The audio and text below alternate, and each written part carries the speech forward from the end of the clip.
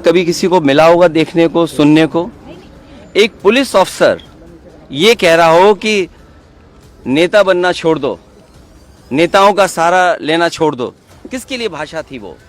और मैं ये कहना चाहता हूं, हालांकि सब जानकारी आपके पास है, दुखद है कि नईम जैसे नौजवान की जान चली गई, बिलाल की जान गई है, रोमान की जान गई है, कैफ, अयान, और इसमें से कुछ कम उम्र के भी हैं। मुझे याद है जब मैं लखनऊ में प्रेस कर रहा था, उस समय जो जानकारी थी और जो जानकारी छिपाई जा रही थी, जब वहां पर लोकल स्तर से जानकारी हासिल हुई, तब मैंने कहा कि नईम की जान गई है और पुलिस की गोली से गई है। आप लोगों पे सब वीडियोस हैं, आप लोगों पे जगह जगह से वीडियोस मिले हैं, कवरेज है, पूरा का पूरा कराया गया ये दंगा है।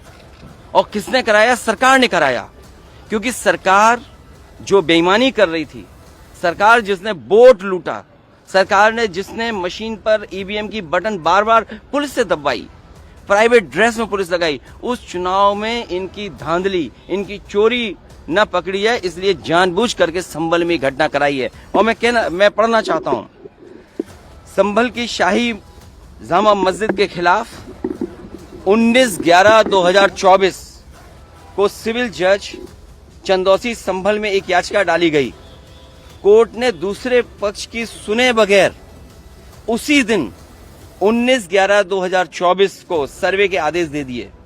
ताज्जुब तो इस बात का है कि ऑर्डर मिलने के बाद ही संभल के जिलाधिकारी, संभल के पुलिस अधीक्षक आदेश को पढ़े बगैर 2 घंटे बाद ही सर्वे के लिए पुलिस बल के साथ शाही जामा मस्जिद पहुंच गए। जामा मस्जिद की कमेटी, जनप्रतिनिधि, उलेमा इकराम, सभी अधिवक्ताओं ने सहयोग दिया।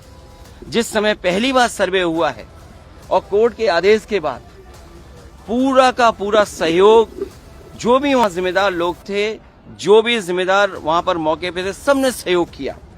जिलाधिकारी संभल और पुलिस अधीक्षक संभल ने 2.5 घंटे सर्वे के बाद कहा, अब सर्वे पूरा हो चुका है और अब रिपोर्ट कोर्ट को भेज दी जाएगी। दिनांक 22/11/2024 फ्राइडे को जुम्मे की नमाज के लिए लोग नमाज अदा करने के लिए जामा मस्जिद पहुंचे, लेकिन पुलिस प्रशासन ने बैरिकेडिंग लगा दी ताकि लोग नमाज न पढ़ सकें। उसके बाद भी लोगों ने संयम बरता, नमाज अदा की और किसी प्रकार का विरोध प्रदर्शन नहीं हुआ, किसी तरह की विरोध नहीं हुआ। 29 तारीख को कोर्ट की अगली तारीख तय थी। शाही जामा मस्जिद की कमेटी और मुस्लिम समाज के सभी लोग कोर्ट के केस की पैरवी के लिए तैयारी कर रहे थे, परंतु दिनांक 23 तारीख को रात पुलिस प्रशासन द्वारा कहा गया कि 24 तारीख को यानी अगले दिन सुबह को दोबारा सर्वे किया जाएगा। आखिरकार पहले एक बार सर्वे हो गया, ये आदेश पुलिस प्रशासन को किसने दिया कि दोबारा सर्वे आपका होगा, जब पहले सर्वे में सब लोगों ने सहयोग मदद की, पूरा सर्वे हुआ, किसी को आपत्ति नहीं थी सर्वे पर, लेकिन जानबूझ करके आगे शाही जामा मस्जिद की कमेटी और अधिवक्ता ने कहा कि एक सर्वे तो मुकम्मल हो चुका है, अब दूसरे सर्वे की क्या आवश्यकता है। कोर्ट के आदेश का हमने पालन कर दिया, अगर दूसरा सर्वे करना है तो दोबारा आदेश करवाएं, कोर्ट के आदेश के बाद हम दोबारा सर्वे करा देंगे। लेकिन जिलाधिकारी संभल और पुलिस अधीक्षक संभल ने कोई सुनवाई नहीं की और तानाशाही दिखाते हुए और सुबह के वक्त से पहले शाही जामा मस्जिद आ गए। शाही जामा मस्जिद कमेटी और मुस्लिम समाज के लोगों ने फिर भी धैर्य रखा और दोबारा सर्वे के लिए अंदर ले गए। सर्वे के दौरान करीब 1.5 घंटा बाद जब जनता को सूचना मिली तो वो इकट्ठा होना शुरू हो गए। लोगों ने सर्वे का कारण जानना चाहा तो सर्कल ऑफिसर ने उनके साथ गाली गलौज की और लाठीचार्ज करवा दिया, बुरी तरह से जख्मी कर दिया। इसका विरोध करते हुए चंद लोगों ने पत्थर चलाए, जिसके बदले में पुलिस, सिपाही से लेकर अधिकारी तक ने अपने सरकारी और प्राइवेट हथियारों से गोलियां चलाई, जिसकी वीडियो रिकॉर्डिंग है, जिसके एवज में दर्जन लोग गोलियों से घायल हो गए।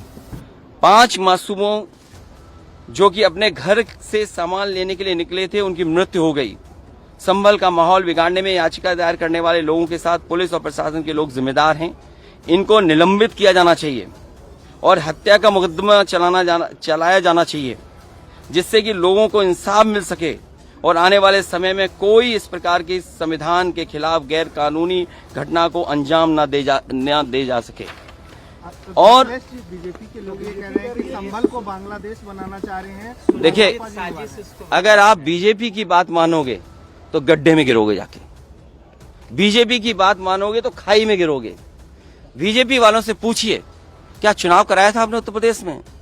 कोई ऐसा मुसलमान भाई नहीं था जिसको इन्होंने रोका ना हो। लाठी से, बंदूकों से गाली गलौज की इन्होंने। हम लोग लगातार कहते रहे और फिर बीजेपी के पास जवाब किया। जब चुनाव आयोग को शिकायत की गई तो चुनाव आयोग ने खाना पूर्ति कर करके कुछ अधिकारियों के खिलाफ कार्रवाई की। क्या ये बता सकते हैं क्यों कार्रवाई हुई थी उनके ऊपर? क्या वोट रोकने का अधिकार था? क्यों